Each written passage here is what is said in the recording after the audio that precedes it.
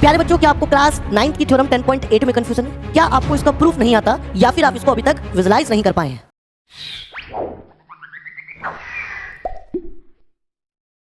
Hello everyone, Jai Hind, this is Rajat Prabhakar, welcome to Kaksha Kendra classes. प्यारे बच्चों, आज के इस सेशन में हम डिस्कस करेंगे क्लास 9th की थ्योरम 10.8 जो कि बेस्ड है एंगल्स पर बेस्ड है। इसको पढ़ते हैं। देखो, the angle subtended bye an arc at the centre is double the angle subtended by it at any point of the remaining part of the circle। देखो, कह रहा है कोई एंगल अगर आर्क के द्वारा सेंटर पर क्या हो रहा है, सबटेंड हो रहा है, सेंटर पर बन रहा है, तो वो एंगल जो है डबल होता है अगर आप रिमेनिंग पार्ट पर उसी आर्क से अगर एंगल बनाते हैं तो। ठीक है, उसका क्या होता है, डबल होता है। देखो, मैं आपको इसका एक बेसिक वो बता देता हूँ, क्या कहते हैं, फॉर्मेट। उसके बाद इसके कई सारे केसेस बनेंगे, 3 केसेस लगभग, उन तीनों केसेस को हम समझेंगे। ठीक है, तो ये आपके सामने एक सर्कल हो गया। अब मैंने ऐसे इसके सर्कल ले लिए। ठीक है, यस, टोटल 3 सर्कल ले लिए क्योंकि यहाँ 3 केस बनने वाले हैं।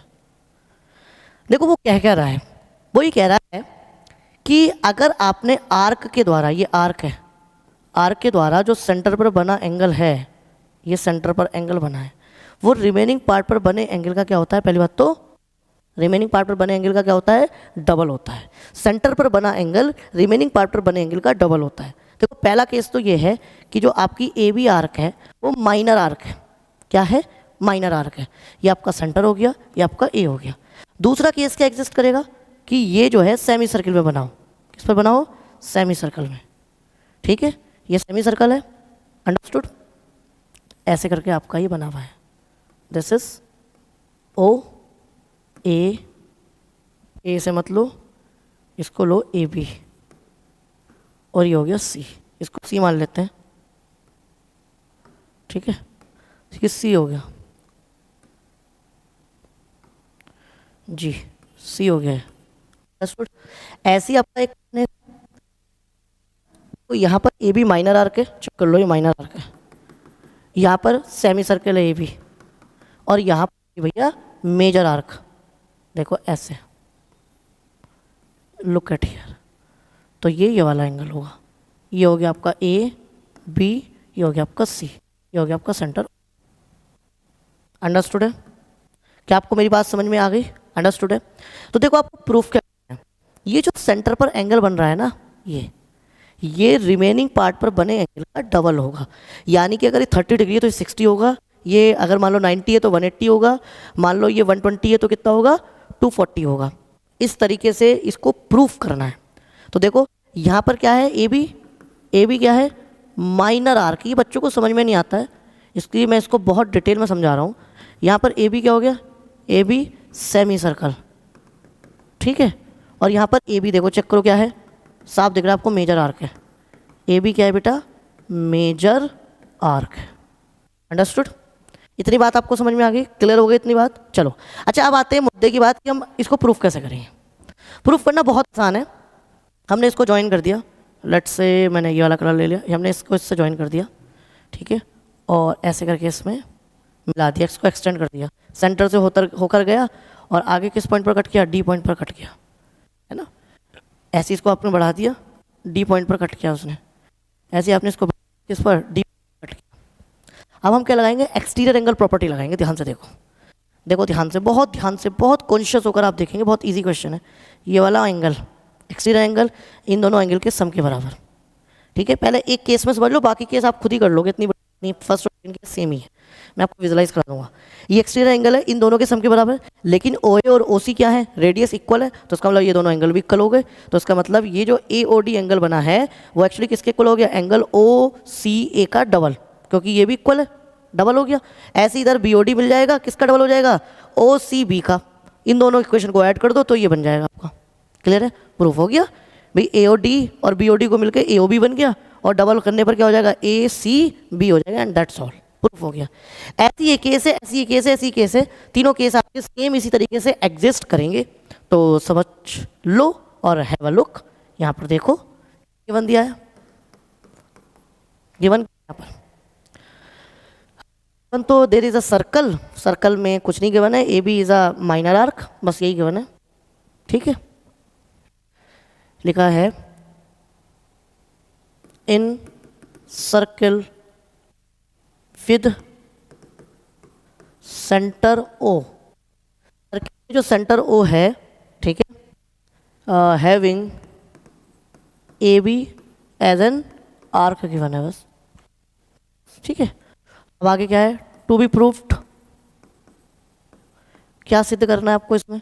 सिद्ध ये करना है कि एंगल ए ओ बी किसका डबल है? Two angle A C B का। ठीक है, टू एंगल किसका है? ए। अच्छा, कंस्ट्रक्शन क्या किया हमने यहाँ पर? कंस्ट्रक्शन हमने इसमें ये किया कि ए बी क्या है भैया?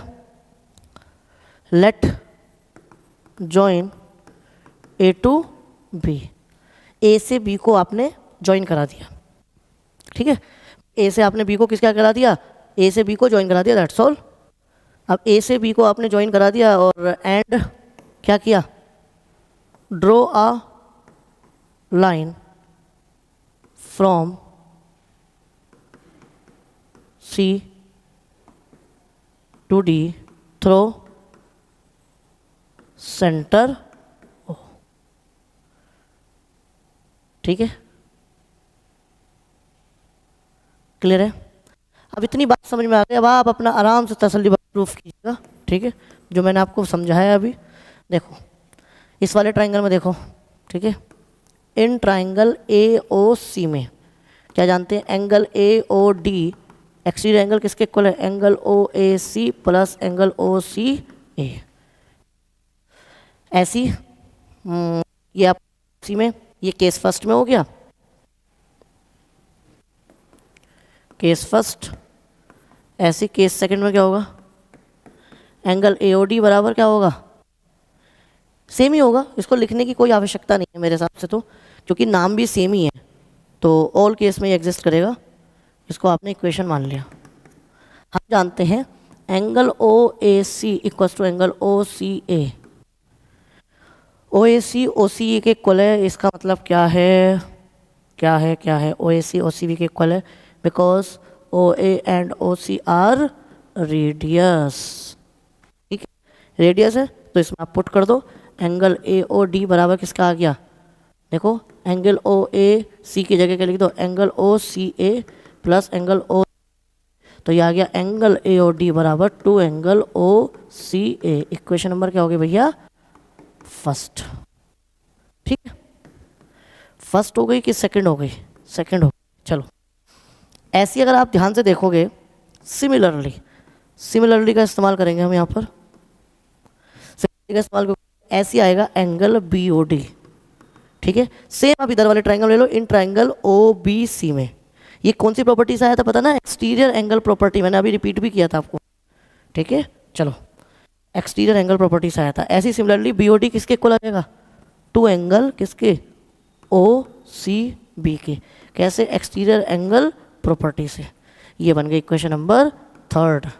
अब आप ऐड कर दो, तो adding equation second and third, जब सेकंड एंड थर्ड को ऐड आ गया, angle A O D plus angle B O D equals to two angle किसके आ गया?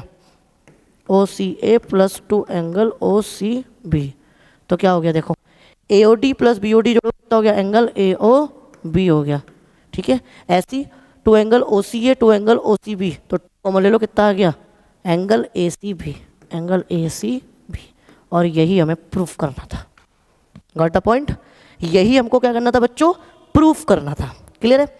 अब देखो केस फर्स्ट और केस सेकंड दोनों के लिए सेम एग्जिस्ट करता है, चेक कर लो। एओडी किसके इक्वल हो जाएगा? ओ A C plus O C ए, दोनों इक्वल है तो टू एंगल ओ सी ए लिख देंगे। ऐसे इधर two angle O C B लिख देंगे, ऐड कर देंगे एओडी और बीओडी को, एओ बी बन गया और एओ बी बन गया किसके इक्वल आ गया? टू ए सी बी के। तो केस फर्स्ट केस सेकंड के लिए दोनों सॉल्यूशन इसी तरीके से एग्जिस्ट करेगा।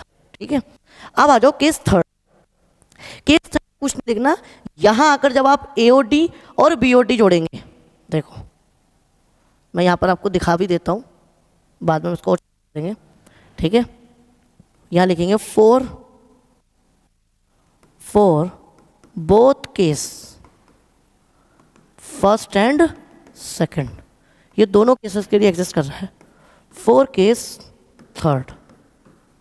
थर्ड के लिए इधर आ जाओ जरा, क्या होगा, angle AOD plus angle BOD equals to 2 angle OCA plus angle OCB। अब देखो AOD और BOD इनको ऐड करो तो क्या लिखेंगे आप यहाँ पर, चेक करो, बहुत ध्यान से देखो।